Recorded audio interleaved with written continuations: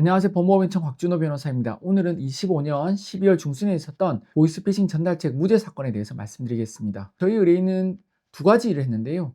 일단 서민 자금 대출을 받겠다는 명목하에 이제 안내에 따라서 첫 번째로는 본인의 계좌를 빌려주고 그 계좌에 거래 실적을 쌓기 위해 다른 사람의 돈을 받아서 이찬정했습니다. 두 번째로는 현금 5,000달러를 이제 전달한 것이 있는데요. 이것으로 이제 서울중앙지법에 재판으로 넘어가게 된 것입니다. 통상적으로 이제 보이스피싱 전달책이라는 것은 자신도 모르는 사이에 다른 사람한테 이용을 당하는데, 요즘에 워낙 이런 범죄가 많다 보니까 무작정 무죄가 나오진 않는 경우가 상당히 많거든요. 그래서 일반적으로 단지 내가 몰랐다는 이유만으로, 즉 내가 한 일이 보이스피싱 전달책에 해당된다는 걸 몰랐다는 이유만으로는 무죄가 나오는 것은 아닙니다.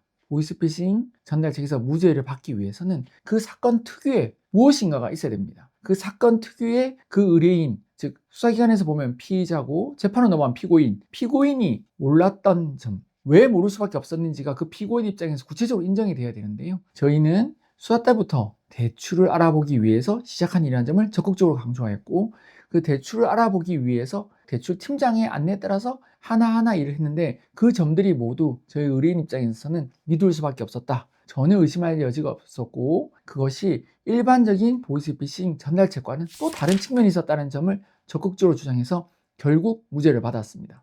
통상적으로 보이스피싱 전달책 사건에서 단지 내가 보이스피싱 전달책이라는 것을 몰랐다는 이유만으로, 내가 한 행위가 보이스피싱에 자금 세탁을 해주는 것이라는 걸 몰랐다는 이유만으로는 무죄가 나오지 않는다는 점은 거듭 강조드리는 바입니다. 하지만 이처럼 개인의 특유한 사정, 뭔가 다른 일반적인 보이스피싱과는 다른 점이 있다면 그런 점을 수사다 과정에서부터 적극적으로 주장하여 이렇게 무죄를 받아낼 수도 있는 것입니다. 따라서 어떤 사안에서 무죄를 주장해야 되고 어떤 사안에서는 조금 억울하지만 인정해야 되는지를 가려내는 것은 이제 변호사의 역량인 것이고요. 이것이 중요한 이유가, 만약에 무죄가 안 나올 사안에서 무죄를 주장하게 된다면 재판부에서 봤을 때 피고인이 반성하지 않는다고 해서 형량을 높게 주는데요. 이것이 소위 말하는 괘씸죄가 되는 것입니다. 따라서 형량을 높게 받지 않기 위해서는 인정할 사건에 있어서는 인정을 해야 되고, 무죄를 주장할 사건에서는 무죄를 주장해서 좋은 결과를 이끌어내야 되는데요. 이런 것이 이제 전문가인 변호사가 함께 상담을 해서 결정할 부분인 것입니다.